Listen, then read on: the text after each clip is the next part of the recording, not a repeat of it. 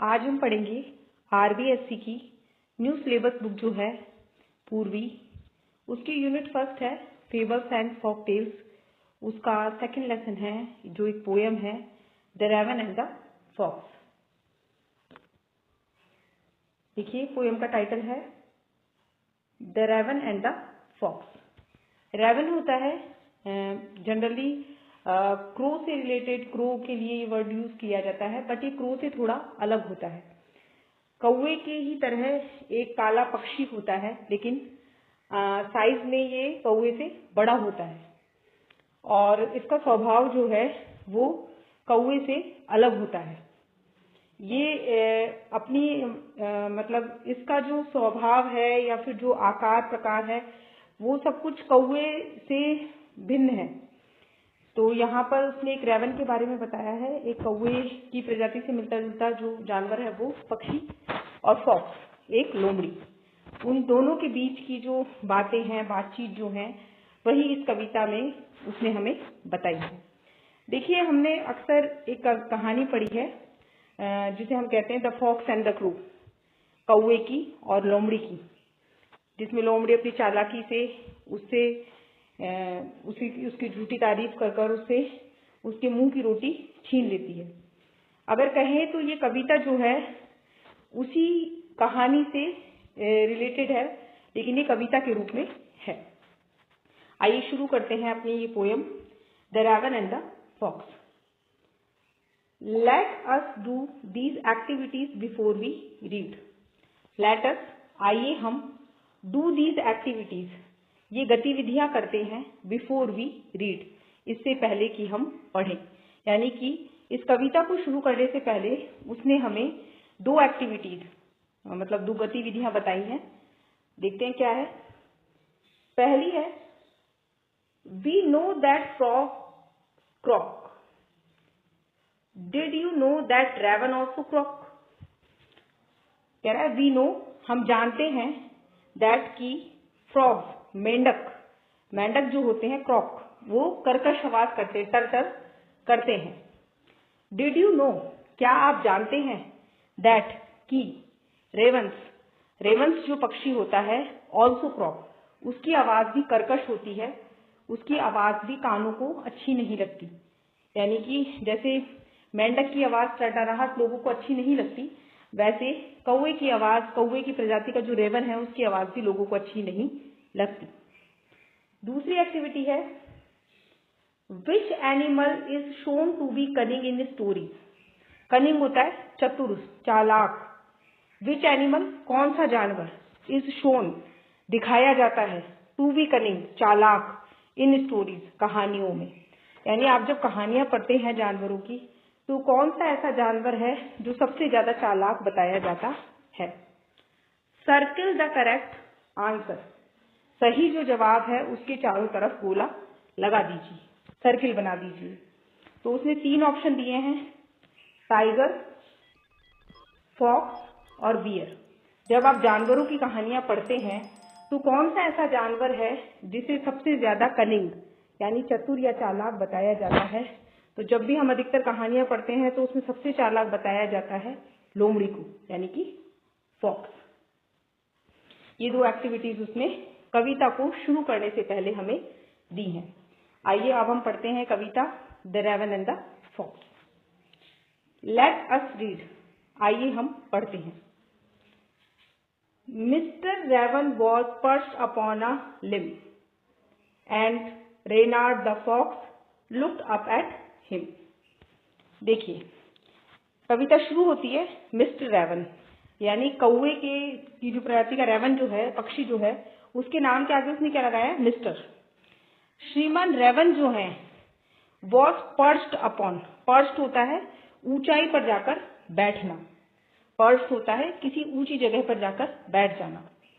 पर्च्ड upon a limb, limb होती है पेड़ की डाली या शाखा। तो जो मिस्टर रेवन है, जो पक्षी है, वो कहाँ बैठा है, पेड़ की एक ऊंची डाल पर बैठा है। एंड रेनार्ड द फॉक्स, और यहाँ पर फॉक्स है, लोमड़ी है, उसका नाम क्या है, रेनार्ड। रेनार्ड नाम की जो लोमड़ी है, looked up at him, looked up उसकी तरफ देख रही है। एट हिम, उसकी तरफ। ठीक है, यानी कि कविता शुरू होती है कि मिस्टर रेवन नाम का जो पक्षी है, तो रेवन है, श्रीमान रेवन जो है वो एक ऊंचे पेड़ की डाली पर बैठे हैं और नीचे से रेनाल्ड नाम की फॉक्स जो है, लोमड़ी जो है, वो उसे देख रही है। For the raven held in his great big beak a morsel the fox would go far to seek। देखिए, for the raven held in his great big beak, raven जो है उसकी बहुत ग्रेट बिग बीक का मतलब है, beak होती है चोंच, उसकी चोंच जो है वो बहुत लंबी और बड़ी है। ठीक है, और उस लंबी बड़ी चोंच के अंदर क्या है, ए मॉर्सल। मॉर्सल होता है अ पीस ऑफ फूड, तो वो कह रहे खाने का एक टुकड़ा जो है वो रेवन की लंबी बड़ी चोंच के अंदर है। The fox would go far to seek, go far to seek जिसे पाने के लिए दूर तक जाना, ढूंढने के लिए दूर तक जाना। वो एक ऐसा टुकड़ा है मॉर्सल का जिसके लिए लोमड़ी बहुत दूर तक जा सकती है या कुछ भी कर सकती है। यानी कि जो रेवन है वो एक पेड़ की ऊंची डाल पर बैठा है, उसकी चोंच में, लंबी बड़ी चोंच में मॉर्सल है, यानी खाने का एक टुकड़ा है, और जो रेनाल्ड फॉक्स है वो उस टुकड़े को पाने के लिए कुछ भी कर सकती है। Said the fox in admiring tones, said the fox, Reynard जो फॉक्स है, एडमायरिंग टोन प्रशंसा करते हुए, तारीफ करते हुए बोलती है, my word sir raven you are a handsome bird. Said the fox, जो रेनाल्ड फॉक्स है, इन एडमायरिंग टोन प्रशंसा करते हुए बोलती है, my word sir raven you are a handsome bird. Handsome होता है सुंदर, आकर्षक, बर्ड यानी पक्षी। अब वो उससे तारीफ करते हुए कह रही है कि रेवन के आगे क्या लगा रही है, वो सर, कि सर श्रीमान भाई आप बहुत ही सुंदर पक्षी हैं। अपने शब्दों में उसकी तारीफ करते हुए ये बात कहती है। सच फेदर्स, पंख, फेदर्स होते हैं उसके पंख, ऐसे पंख, if you would only sing, अगर आप गा लें यानी कुछ गाए, the birds of these woods would call you king. The birds of these woods, woods होता है, देखिए वुड शब्द जब सिंगुलर में इसके एस नहीं लग रहा होता है तो इसका मतलब होता है लकड़ी, वुड, और वुड्स का मतलब होता है जंगल, लेकिन ये फॉरेस्ट से कुछ छोटा होता है। फॉरेस्ट होता है एक बड़ा भूभाग, जंगल, और फॉरेस्ट से छोटा जो होता है उसे क्या कहते हैं, वुड्स, जो कम एरिया में फैला होता है। तो वो कह रही है कि अगर आपके पंख भी इतने सुंदर हैं, आप खुद आकर्षक हैं, और अगर आप गाना गा दें, the birds of these woods, इस जंगल के सभी पक्षी, वुड कॉल यू किंग, आपको राजा बना लेंगे, आपको राजा बोल देंगे। यानी वो उसकी झूठी तारीफ में लग गई है। और सब जानते हैं भाई रेवन काले कलर का होता है और सुंदर भी नहीं होता, उसकी वॉइस क्रॉक है यानी कर्कश है, सुनने में अच्छी नहीं लगती, लेकिन वो उसकी तारीफ करती हुई कहती है कि आप बहुत सुंदर हैं, आकर्षक हैं, और अगर आप गाना गा दें तो इस जंगल के सारे पक्षी जो हैं वो आपको राजा मान लेंगे। अब देखिए second stanza. The raven who did not see the joke, raven के लिए कहा जा रहा है, जो रेवन था, who did not see the joke, see the joke का मतलब होता है मजाक का पता न लगा पाना, यानी सच का पता नहीं लगा पा रहा, जोक यानी मजाक। ये एक तरीके का मजाक ही है। जब इंसान का रंग बिल्कुल काला हो, जब रेवन का रंग, पक्षी का रंग बिल्कुल काला है, उसकी आवाज भी अच्छी नहीं है, और कोई आकर उससे ये कहे कि आप बहुत सुंदर हैं, आपकी आवाज बहुत अच्छी है, तो ये एक मजाक ही हुआ। तो रेवन जो है वो सच्चाई का पता नहीं लगा पाता, इस मजाक को समझ नहीं पाता। Forgot that his voice was just a croak, forgot भूल जाता है, दैट की, हिज वॉइस उसकी आवाज, वॉज जस्ट अ क्रॉक कि उसकी आवाज तो बहुत कर्कश है, वो इस बात को भूल जाता है। ही ओपन्ड हिज बीक, बीक होती है चोंच, ही ओपन्ड वो खोल देता है अपनी चोंच को गाने के लिए। In his foolish pride, foolish मूर्खतापूर्ण, प्राइड घमंड, जब उसने उसकी इतनी तारीफ की तो वो उस मूर्खतापूर्ण घमंड में आकर अपनी चोंच को खोल देता है। And down fell the morsel the fox had eyed, down fell गिर जाती है नीचे, द मॉर्सल, मॉर्सल होता है वही खाने का टुकड़ा, नीचे गिर जाता है। द फॉक्स हैड आइड, जिस पर कि उस लोमड़ी रेनार्ड की नजर थी।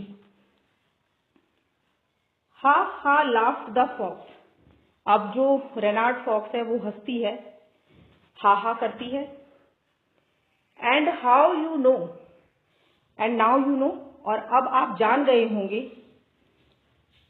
Ignore sweet words that makes you glow, ignore अनदेखा कीजिए, यानी ध्यान मत दीजिए। स्वीट वर्ड्स, उन मीठे शब्दों पर, दैट मेक यू ग्लो, जो आपको झूठे घमंड में ग्लो कर देते हैं, बढ़ा चढ़ाकर आप में घमंड भर देते हैं, ऐसे शब्दों को अनदेखा कीजिए। यानी कि यहाँ पर जब उसका मॉर्सल गिर जाता है तो फॉक्स हंसती है, और इससे अब हमें ये बात पता चलती है कि हम ये जान जाते हैं कि ऐसे झूठे शब्दों को इंसान को ध्यान नहीं देना चाहिए, अनदेखा कर देना चाहिए, जो उसे झूठे घमंड में भर देते हों। अब लास्ट की जो ये 2 लाइन्स हैं, ये जो इस पोयम के राइटर हैं, पोएट जो हैं, जिनका नाम यहाँ दिया गया है जीन डे ला फॉन्टेन, ये इन्होंने हमसे कही है, यानी कि पढ़ने वाले जो हैं उनसे कह रहा है वो।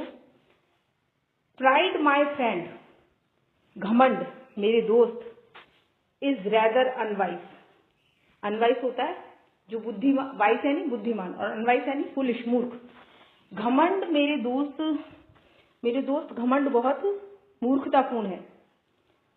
I am sure this teaching is quite a surprise, और मुझे पूरा विश्वास है, श्योर पूरा पक्का विश्वास है, दिस टीचिंग कि यह शिक्षा, is quite surprise, is quite a surprise कि यह आपके लिए बहुत आश्चर्य की चीज होगी।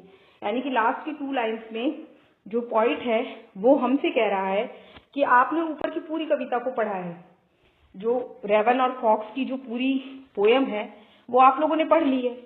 उसमें आपको पता चल गया है कि भाई फॉक्स जो है, रेनार्ड जो है, वो रेवन की झूठी तारीफ कर कर उसका मॉर्सल ले जाती है, वो उसको मिल जाता है। तो लास्ट की 2 लाइन्स में जो पॉइंट है वो हमसे कह रहा है कि इस पूरी चीज को, इस पूरी कविता को पढ़ने के बाद मेरे दोस्त आपको ये पता चल गया होगा कि घमंड करना बहुत ही मूर्खतापूर्ण होता है, और इस शिक्षा से आपको एक आश्चर्य हुआ होगा, मतलब आपको ये पता चला होगा कि किस तरीके से झूठी तारीफ में भरा हुआ, घमंड में भरा हुआ इंसान अपना ही नुकसान कर लेता है। ऐसे ही कविता हमारी खत्म होती है। जो फेबल्स कहते हैं ना, इस यूनिट का नाम है फेबल्स एंड फॉकटेल्स। तो फेबल्स एक ऐसी कहानी होती है शिक्षाप्रद, जिसमें जानवर जो है वो इंसानों की तरह बोलते हैं। तो ये एक फेबल ही है जहाँ पर रेनार्ड जो है एक लोमड़ी है और वो बोलती है इंसानों की तरह। रेवन एक पक्षी है जिसे भी एक इंसान की तरह दिखाया गया है कि वो उसकी तारीफ को सुनता है और गाने के लिए तैयार होता है। तो फेबल एक ऐसी कहानी जिसमें जानवर हमें कुछ सिखाते हैं, इंसानों की जैसा व्यवहार करते हैं और शिक्षा देते हैं। तो ये एक फेबल ही है, the raven and the fox, जो उसने कविता के माध्यम से हमारे सामने प्रस्तुत की है।